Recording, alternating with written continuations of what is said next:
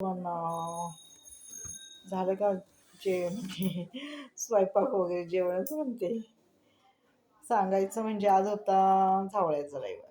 सगळे चर्चला गेले. एवढी चर्चला गर्दी होती, खूप गर्दी होती आज चर्चला. सगळे चर्चला आले होते आज, माहिती का. आणि सांगायचं म्हणजे की भर ऊन झालं होतं, खूप ऊन झालं होतं.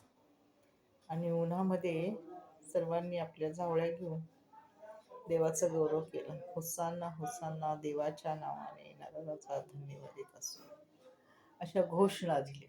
आता उद्यापासून आहे पवित्र आठवडा, पवित्र सप्ताह ते ईस्टर संडेपर्यंत होते. तर हे दरच वर्षी येतं, दरच वर्षी जातं. सण आहे, हा येणार आणि जाणार. आयुष्यात किती सण आले, किती सण गेले, हो की नाही. परंतु सांगायचं म्हणजे कुठला तरी कुठल्या तरी वर्षी तुम्ही बदलले पाहिजे, नाही का. ओके.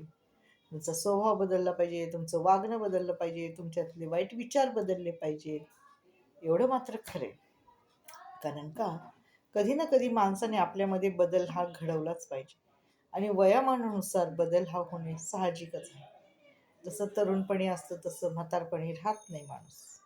त्याच्यामध्ये असंख्य असे बदल घडत असतात शरीराने, मानसिकदृष्ट्या, शारीरिकदृष्ट्या सर्व काही बदल असे घडत असतात. तर असो, एक जणांचा असाच व्हिडिओ आला होता.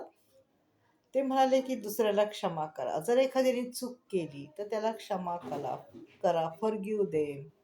त्याला त्याच्या पापाची त्याला क्षमा करा, की ज्याने जे काही चूक केली असेल त्याची क्षमा करा. हो, क्षमा करणं हे साहजिक आहे, बरोबर आहे. तुम्ही बोलता तो व्हिडिओ मला मान्य आहे. ते सर्व मला मान्य आहे. परंतु जर मी चूक केली तर ते मला फॉरगिव्ह करणार का? त्यांचं मन एवढं मोठं आहे का? त्यांनी दुसऱ्यांना फॉरगिव्ह केलं का? 6 वर्ष, 6 वर्षामध्ये त्यांची तर काही चूक नसताना त्यांनी फॉरगिव्ह केलं का? तर ते फॉरगिव्ह करत नाहीत. ते फॉरगिव्ह करायला तयार नाहीत. तर मग समोरची व्यक्ती पण का फॉरगिव्ह करेल? हो की नाही. तुम्ही 6 वर्षापासून तेच विषय तुमचा चालू आहे, तेच रडगाणं चालू आहे, तेच गोष्टी चालू आहेत. लोकं बदलली, लोकांनी आपापले मार्ग धरले, ते सुधारले, ते सर्व त्यातून ते बाहेर पडले. परंतु तुम्ही अजून तिथेच आहात, हो की नाही.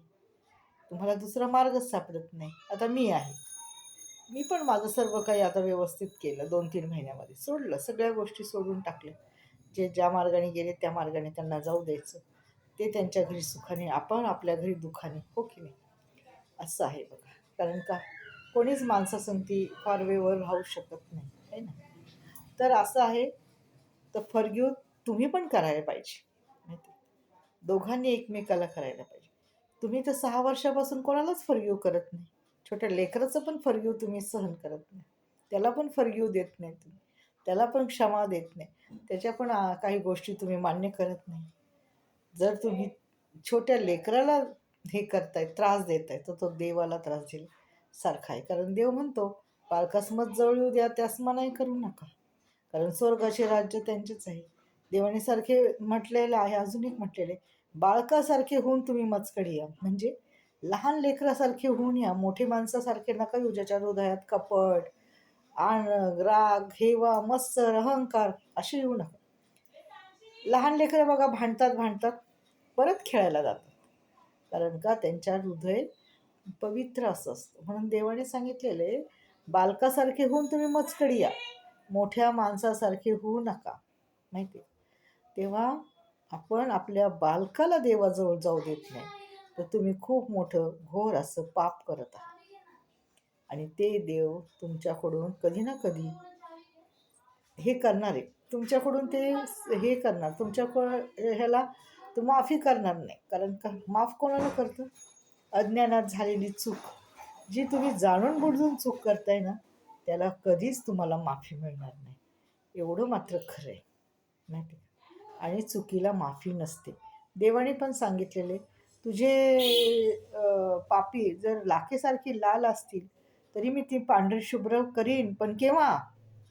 जेव्हा तू पश्चाताप करशील, प्रायश्चित्त करशील, तू देवाच्या पायाजवळ नतमस्तक होशील, त्याला म्हणशील, देवा माझ्याकडून चुकलं, मला क्षमा कर, क्षमा कर. बसता उठता निसता झोपता खाता पिता, तेव्हाच देव तुम्हाला ती गोष्ट माफ करेल, अन्यथा करणार नाही. एवढं मात्र लिहून घ्या. धन्यवाद.